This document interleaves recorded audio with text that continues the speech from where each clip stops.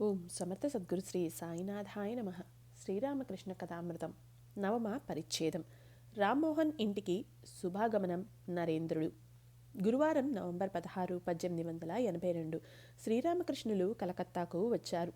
సాయంత్రం ఆయన బ్రహ్మసమాజ సభ్యుడైన రాజా రాజ్మోహన్ ఇంటిని పావనం చేశారు. నరేంద్రుడు మొదలైన యువమిత్రులు ఈ రాజ్మోహన్ ఇంట్లో సమావేశమై బ్రహ్మసమాజపు పద్ధతులు ఉపాసన చేస్తూ ఉంటారు. శ్రీరామకృష్ణులు వీరి ఉపాసనా పద్ధతిని చూడాలని అభిలషించారు.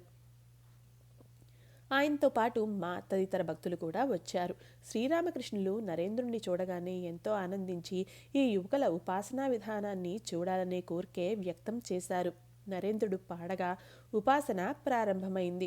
వారిలో ఒక యువకుడు ఉపాసనా తంతు నిర్వహించసాగాడు. అతడు ఇలా ప్రార్థించాడు: ఓ భగవంతుడా, సర్వం త్యజించి మా మనస్సులు నీలో లగ్నం అయ్యేటట్లు అనుగ్రహించు. బహుశా శ్రీరామకృష్ణుల ఉనికిచే స్ఫూర్తి చెంది ఆ యువకుడు సర్వసంగ పరిత్యాగం గురించి మాట్లాడుతున్నాడేమో. శ్రీరామకృష్ణులు అలాగే జరగవచ్చు సుమా అని గుసగుస ధోరణిలో అన్నారు. ఉపాసన అనంతరం శ్రీరామకృష్ణులకు రాజ్మోహన్ ఉపాహారం సమర్పించాడు. దశమ పరిచ్ఛేదం. మనోమోహన్, సురేంద్రుల ఇళ్లలో శ్రీరామకృష్ణులు. ఆదివారం నవంబర్ 19, 1882. నేడు జగద్ధాత్రి పూజ పర్వదినం. కలకత్తాలోని సురేంద్రుని ఇంటికి శ్రీరామకృష్ణులను ఆహ్వానించారు. కానీ ముందుగా శ్రీరామకృష్ణులు అక్కడికి పొరుగున ఉన్న మనోమోహన్ ఇంటికి వెళ్లారు. శ్రీరామకృష్ణులు మనోమోహన్ ఇంటి చావడిలో ఆసీనులైనారు. శ్రీరామకృష్ణులు ఇలా అన్నారు: పశుగ్రాసం, గానుగపిండి ఆవుకు రుచించే విధంగా భగవంతుడికి పేదల, దీనుల భక్తి ఎంతో రుచిస్తుంది.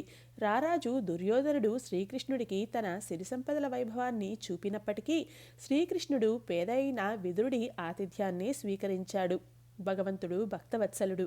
దూడ వెంట పరుగులిడే ఆవులా భగవంతుడు భక్తుడి వెంటబడి పోతూ ఉంటాడు. ఇలా పలికి శ్రీరామకృష్ణులు పాడసాగారు. పాట భావం: ఆ ప్రేమ నిమిత్తం యోగులు యుగయుగాల పర్యంతం యోగం అభ్యసిస్తారు. ఆ ప్రేమ ఉద్దీపమైనప్పుడు భగవంతుడు అయస్కాంతంలా నిన్ను తన వద్దకు లాక్కుంటాడు. తర్వాత ఆయన ఇలా అన్నారు: శ్రీకృష్ణుడి నామాన్ని ఆలకించినంత మాత్రానే చైతన్య మహాప్రభువుకు కళ్ళ నుండి ఆనంద బాష్పాలు స్రవించేవి. భగవంతుడే సత్యం, తక్కినదంతా అసత్యం. మానవుడు తలుచుకుంటే భగవత్ సాక్షాత్కారం పొందగలడు. కానీ అతడు కామినీ కాంచన భోగాలలో ఉన్మత్తుడై ఉండిపోతాడు. సర్పం తలపైన అమూల్యమైన మాణిక్యం ఉంటుంది, కానీ ఆ సర్పం కేవలం కప్పను భక్షించే తృప్తి చెందుతుంది. భక్తియే సారం. విచారణ ద్వారా భగవంతుణ్ణి ఎవరు తెలుసుకోగలుగుతారు? నాకు కావలసింది భగవంతుడి పట్ల భక్తే. ఆ భగవంతుడి అనంత వైభవాల గురించి తెలుసుకోవలసిన అగత్యం నాకెందుకు? ఒక ముంత కళ్ళుతో మత్తెక్కి పడిపోయే నాకు గిడ్డంగిలో ఎంత కళ్ళు నిల్వ ఉన్నదో తెలుసుకోగోరటం నిరర్ధకమే కదా. నా దాహం తీర్చుకోవటానికి ఒక చెంపు నీరు సరిపోతున్నప్పుడు ఈ భూమి మీద ఎంత జలరాశి ఉందో తెలుసుకోవటంలో ప్రయోజనం ఏముంది? సురేంద్రుని అన్న కుల వ్యవస్థ, దివ్యజ్ఞాన సమాజం. శ్రీరామకృష్ణులు నరేంద్రుడి ఇంటికి చేరుకున్నారు. అప్పటికే అక్కడ అనేక మంది భక్తులు సమావేశమై ఉన్నారు. వారిలో సురేంద్రుడి అన్నగారు కూడా ఉన్నారు. ఆయన ఒక న్యాయమూర్తి. శ్రీరామకృష్ణులు సురేంద్రుడి అన్నతో, మీరు ఒక న్యాయమూర్తి, అది చాలా మంచిది. కానీ ఒకటి గుర్తుంచుకోండి, సమస్తం భగవంతుడి శక్తి ద్వారానే జరుగుతుంది. మీకు ఈ ఉన్నత స్థానాన్ని ప్రసాదించింది ఆయనే. అందుచేతనే మీరు న్యాయమూర్తి పదవిని అలంకరించారు. తామే మహోన్నతులమని జనం భావిస్తూ ఉంటారు. సింహపు తల ఆకారంలో ఉన్న నీటిగొట్టపు చివరి నుండి ఇంటి పైకప్పు నుండి నీరు ప్రవహిస్తుంది. సింహం తన నోటి గుండా నీరు బయటకు పంపిస్తున్నట్లుగా ఉంటుంది ఆ దృశ్యం. కానీ నిజానికి నీళ్లు ఎక్కడి నుండి వస్తున్నాయి? ఆకాశంలో మేఘం ఏర్పడి అందుండి వర్షం వచ్చి మేడ పైకప్పు మీద పడుతోంది. తర్వాత ఆ నీరు గొట్టం గుండా ప్రవహించి చివరకు ఈ సింహపు తల నుండి బయటకు వస్తోంది. సురేంద్రుని సోదరుడు. స్త్రీ స్వాతంత్రాన్ని, కుల వ్యవస్థ నిర్మూలనను బ్రహ్మ సమాజం బోధిస్తోంది కదా. ఈ విషయాల పట్ల మీ అభిప్రాయం ఏమిటి? శ్రీరామకృష్ణులు: భగవంతుడి పట్ల అనురాగం పెంపొందించుకునే ప్రారంభ దశలో జనం అలాగే భావిస్తారు. గాలివాన కురుస్తున్న సమయంలో ఊగుతూ ఉన్న చెట్లలో మామిడి, చింత, వేప చెట్లు ఏవో గుర్తించటం కష్టం. కానీ గాలివాన వెలిసిన తర్వాత ఏది ఏ చెట్టో స్పష్టంగా తెలుస్తుంది. మొదట భగవత్ ప్రేమానురాగపు తుఫాను అణిగిపోగానే క్రమంగా భగవంతుడొక్కడే అత్యున్నత శ్రేయోదాయి అని, నిత్య స్వరూపుడు అని, తక్కినదంతా అనిత్యమని బోధపడుతోంది. సాధు సాంగత్యం, తపస్సు లేనిదే ఈ విషయాలు గ్రహించటం కల్లా. మద్దలం రోత తాళమును కేవలం పురస్చరణ చేయటం వల్ల ప్రయోజనం ఏమిటి?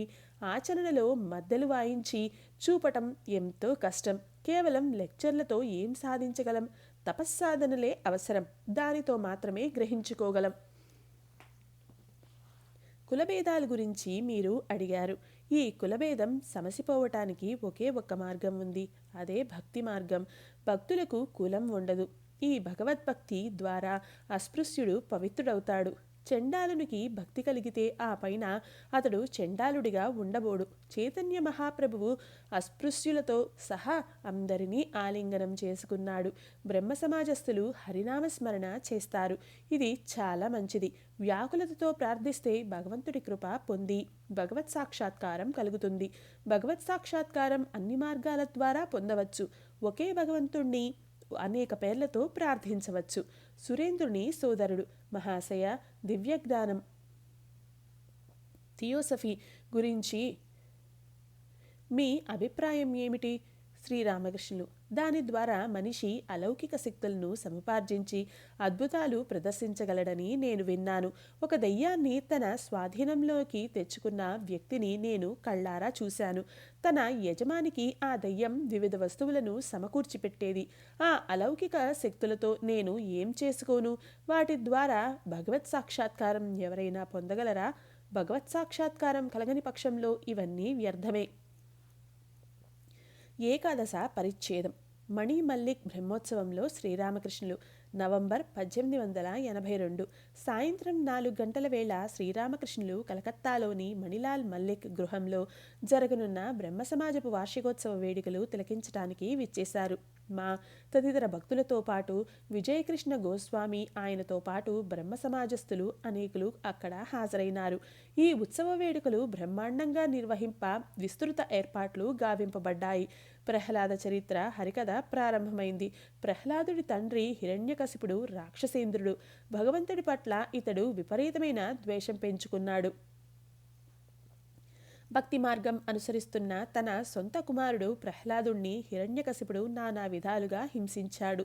తండ్రి చేత బాధలు అనుభవిస్తున్న ప్రహ్లాదుడు భగవంతుణ్ణి ఇలా ప్రార్థించాడు: ఓ శ్రీహరి, నా తండ్రికి సద్బుద్ధిని ప్రసాదించు. ఈ మాటలు వినగానే శ్రీరామకృష్ణులు విలపించారు. క్రమేణా ఆయనకు భావావస్థ కలిగింది. కాసేపటికి తేరుకొని భక్తులతో మాట్లాడసాగారు. విజయ్ ప్రభృత బ్రహ్మ సమాజస్థులకు ఉపదేశం, భగవద్దర్శనానంతరమే ఇతరులకు బోధన. శ్రీరామకృష్ణులు: భక్తి ఒక్కటే అత్యావశ్యకమైనది. భగవన్నామ గుణ కీర్తనలు సర్వదా చేస్తూ ఉంటే క్రమేణా భక్తి పొందవచ్చు. ఆహా, శివనాథ్ ఎలాంటి భక్తుడో కదా! చక్రపాకంలో గులాబ్జామ్ మునిగి ఉన్న రీతిలో అతడు భక్తి రసంలో మునిగి ఉన్నాడు. నా మతమే సరి అయినది, ఇతర మతాలు తప్పు అని ఎవరూ భావించరాదు. అన్ని మార్గాల ద్వారా భగవత్ సాక్షాత్కారం పొందవచ్చు. భగవంతుడి పట్ల చిత్తశుద్ధి గల వ్యాకులత ఉంటే చాలు. అనంత మార్గాలు, అనంత మతాలు. చూడండి, మీకు ఒక విషయం చెబుతున్నాను. భగవంతుణ్ణి తప్పక దర్శించవచ్చు. భగవంతుడు అవాగ్మానస గోచరుడు అని వేదాలు వచిస్తున్నాయి. విషయాసక్తమైన మనస్సుకు భగవంతుడు అగోచరుడని దీనికి అర్థం. భగవంతుడు శుద్ధ మనస్సుకు, శుద్ధ బుద్ధికి గోచరుడు అని అంటుండేవాడు వైష్ణవచరణ్.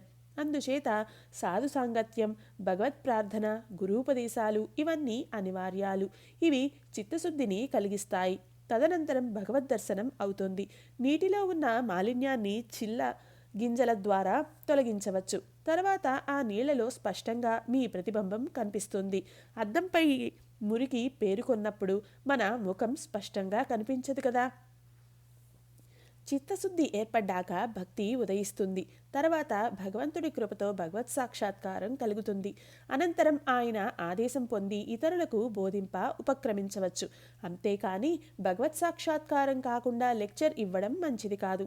ఈ పాటలో ఇలాంటి భావాలు ఉన్నాయి, వినండి.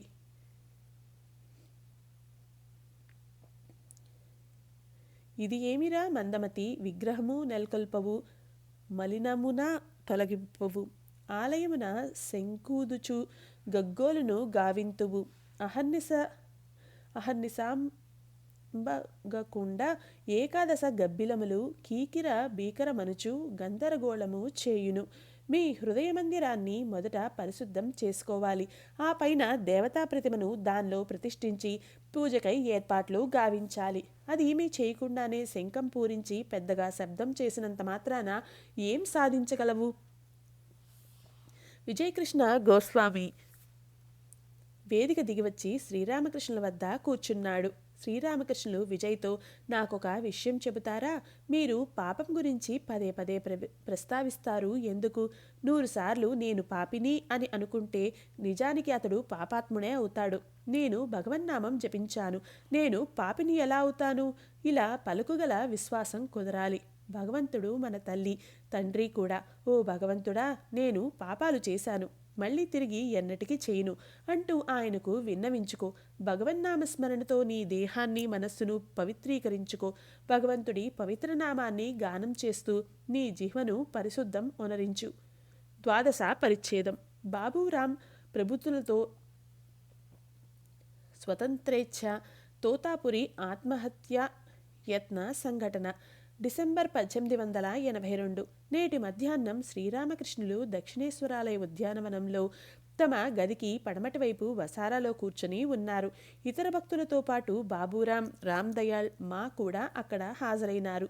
పై ముగ్గురు నాటి రాత్రి శ్రీరామకృష్ణులతో గడపనున్నారు. క్రిస్మస్ సెలవులు గనుక మా ఆ మన్నాడు కూడా అక్కడే గడుప అభిలషించాడు. బాబూరాం ఈ మధ్యే శ్రీరామకృష్ణుల దర్శనార్థం వస్తున్నాడు.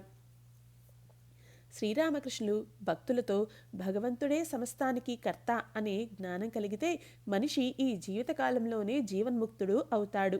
ఒకసారి కేశవ్ శంభూ మల్లిక్తో ఇక్కడకు వచ్చాడు. భగవదాజ్ఞ లేనిదే ఒక్క ఆకు కూడా కదలదు అని అతడితో నేను చెప్పాను. అలాంటప్పుడు స్వతంత్రేచ్ఛ ఎక్కడ? అందరూ భగవదాధీనులు.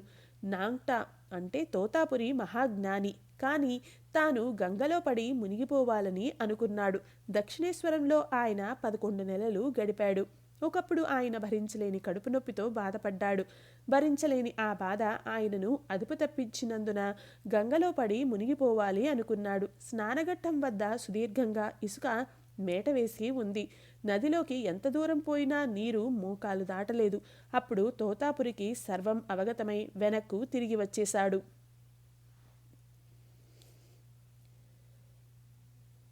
మనిషి తన ప్రాణం తీసుకోవటానికి కూడా స్వాతంత్రం లేనివాడని, సర్వం జగన్మాత ఇచ్చ మేరకు జరుగుతుందని అతడికి అర్థమైంది. ఒకప్పుడు నేను తీవ్ర రోగానికి గురై కత్తితో గొంతు కోసుకోపోయాను. కాబట్టే నేను ఇలా అంటున్నాను. ఓ జనని, నేను యంత్రాన్ని, నువ్వు యంత్రం నడిపేదానివి. నేను రథాన్ని, నువ్వు రథసారథివి. నువ్వు నడిపించేటట్లు నేను నడుచుకుంటాను. నువ్వు ఎలా చేయిస్తావో నేను అలాగే చేస్తాను.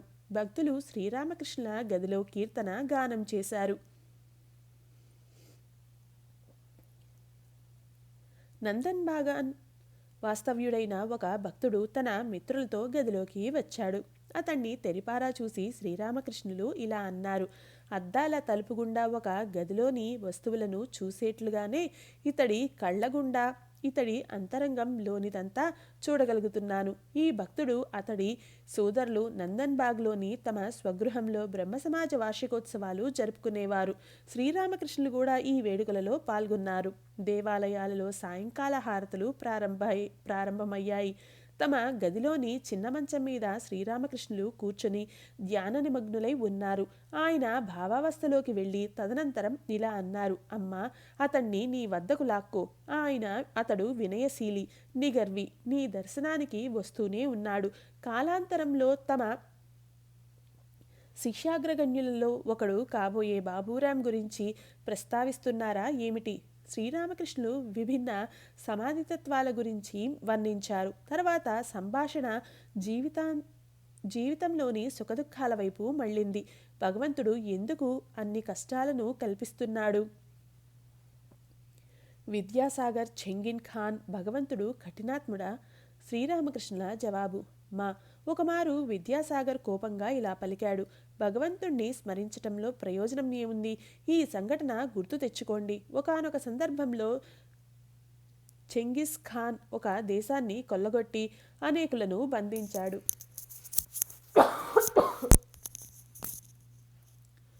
బందీలు క్రమంగా దాదాపు 1,00,000కు పెరిగారు. సేనాధిపతి అతడితో ఇలా చెప్పాడు: మహారాజా, బందీలకు తిండి ఎలా పెట్టడం? మనతో వీరిని అట్టే పెట్టుకోవటం ప్రమాదం. వారిని విడిచిపెట్టడం కూడా అంతే ప్రమాదం. కర్తవ్యం ఏమిటి? అందుకు చెంగిస్ ఖాన్ ఇలా అన్నాడు: నువ్వన్నది నిజమే. ఏం చేయాలి? సరే, వారినందరినీ వధించండి. బందీలనందరినీ తెగనరకటానికి ఆజ్ఞ ఇవ్వబడింది. ఈ హత్యాకాండను భగవంతుడు చూడలేదా? కానీ ఆయన ఏ విధంగానూ దీన్ని ఆపలేదు. కాబట్టి నాకు భగవంతునితో అవసరం లేదు. ఆయన ఉన్నా లేకున్నా ఆయన నుండి నేను ఎలాంటి మేలు ఆశించటం లేదు. శ్రీరామకృష్ణులు: భగవంతుడి చేతలు, ఉద్దేశాలు అర్థం చేసుకోవటం సాధ్యమా? సృష్టి స్థితి లయాలను ఆయనే గావిస్తున్నాడు. ఆయన ఎందుకు సంహార కార్యం చేపడుతున్నాడో మనం తెలుసుకోగలమా? నేను జగజ్జనితో ఇలా అంటాను: అమ్మా, నేను ఏమీ తెలుసుకోనక్కర్లేదు. నీ పాదపద్మాల పట్ల భక్తిని ప్రసాదించు. మానవ జన్మ లక్ష్యం భక్తిని పొందటమే. ఇతర విషయాలన్నీ తల్లికే ఎరుక. తోటకు మామిడి పళ్ళు తినటానికి వచ్చాను. తోటలోని చెట్లను, కొమ్మలను, ఆకులను లెక్కించటంలో నాకు ప్రయోజనం ఏముంది? మామిడి పండ్లు తినటానికే నేను వచ్చింది. ఎన్ని చెట్లు, ఎన్ని ఆకులు ఉన్నాయో తెలుసుకోవలసిన అవసరం నాకు లేదు. ఆనాటి రాత్రి బాబూరాం, మా రామ్ దయాళ్ళు శ్రీరామకృష్ణుల గదిలోనే నేల మీద పడుకొని నిద్రపోయారు. అప్పుడు తెల్లవారుజాము 2 లేక 3 గంటలు అయి ఉంటుంది. ఇంకా గదిలో చీకటిగానే ఉంది. శ్రీరామకృష్ణులు తమ పరుపు మీద కూర్చుని అప్పుడప్పుడు భక్తులతో మాట్లాడుతున్నారు. బాబూరాం మా ప్రభృతులతో దయ, మాయ, భగవద్ దర్శనం. శ్రీరామకృష్ణులు: దయ, మాయ అనేవి 2 విభిన్న విషయాలని గుర్తుంచుకోండి. తన బంధువుల పట్ల మమకారం కలిగి ఉండటమే మాయ. అంటే తల్లి, తండ్రి, భార్యాపుత్రులు, అన్నదమ్ములు, అక్కచెల్లెళ్ల పట్ల మమతానురాగమే. సర్వభూతాల పట్ల ప్రేమ, సమదృష్టి కలిగి ఉండటమే దయ. విద్యాసాగర్లో మాదిరి ఇంకెవరిలోనైనా దయ ఉండటం మీరు చూస్తే అది భగవంతుడి దయ కారణంగానే అని తెలుసుకోండి. దయ మూలంగానే భూతాలకు సేవందించగలం.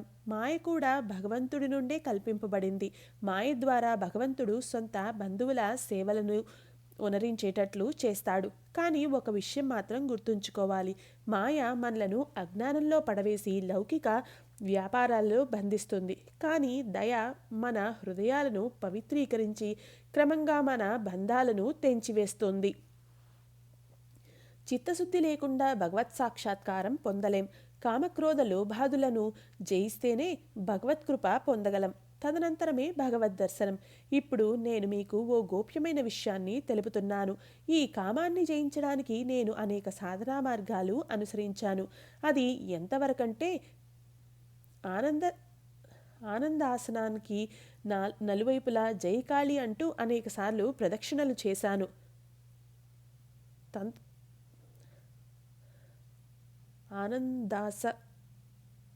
ఆనందాసనం అంటే తంత్ర సాధనలకు సంబంధించిన ఒక ఆసనం.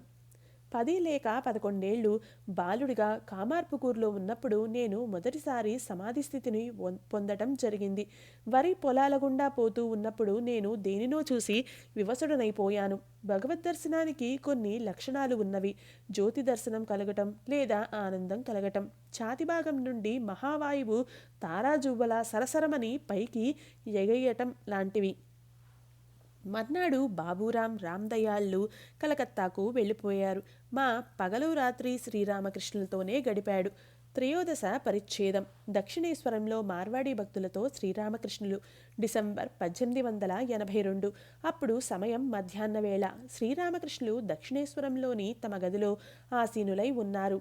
మాతో పాటు ఒకరిద్దరు భక్తులు కూడా అక్కడ ఉన్నారు. అప్పుడే కొందరు మార్వాడీ భక్తులు గదిలోకి వచ్చి శ్రీరామకృష్ణులకు ప్రణామం చేశారు. వారు ఆయనను తమకు ఆధ్యాత్మిక ఉపదేశం చేయమని అభ్యర్థించారు. ఆయన నవ్వారు. శ్రీరామకృష్ణులు మార్వాడీ భక్తులతో, నేను నాది అని భావించటం అజ్ఞాన ఫలితం. ఓ భగవంతుడా, నువ్వే కర్తవు, ఇవన్నీ నీకు చెందినవే అనే భావన జ్ఞాన సూచన. ఒక ఫలానా వస్తువు నాది అని ఎలా చెప్పగలవు? తోట కాపలావాడు ఇది నా తోట అంటాడు. కానీ ఏదో దుర్వర్తన కారణంగా యజమాని అతన్ని పని నుండి తొలగించి వేస్తే పనికిమాలిన తన సొంత మామిడి చెక్కల పెట్టెను కూడా తోటలో నుండి తీసుకుపోయే సాహసం చెయ్యడు. కామక్రోధాదులు నశించవు. వాటిని భగవంతుడి వైపు మరలించు. నీలో కోర్కె, లోభం ఉన్నట్లయితే భగవత్ సాక్షాత్కారాన్ని కోరుకో. భగవంతుడికై లోభత్వం వహించు. వివేచనతో లౌకిక వస్తువుల నుండి మోహాన్ని పారద్రోలు. ఇతరుల తోటలోని అరటి చెట్టు తినటానికి ఏనుగు తొండం చాచితే మావటివాడు తక్షణమే అంకుశంతో దాన్ని పొడుస్తాడు. మీరు వ్యాపారస్తులు. మీ వ్యాపారాన్ని క్రమంగా ఎలా అభివృద్ధి చేయాలో మీకు తెలుసు. మీలో కొందరు ఆముదం ఉత్పత్తి చేసే కర్మాగారం ప్రారంభిస్తారు. దానిలో కొంత లాభం సముపార్జించాక ఒక బట్టల దుకాణం తెరుస్తారు. ఇదే తీరులో భగవంతుడి వైపుగా కూడా ముందుకు సాగాలి. వీలు కుదిరినప్పుడు అప్పుడప్పుడు మీరు ఏకాంతవాసం చేస్తూ ఎక్కువ సమయం దైవ ప్రార్థనకు కేటాయించండి. కానీ ఒకటి మాత్రం గుర్తుంచుకోండి, సముచిత కాలం ఆసన్నం కాకుండా దేన్ని సాధించలేరు.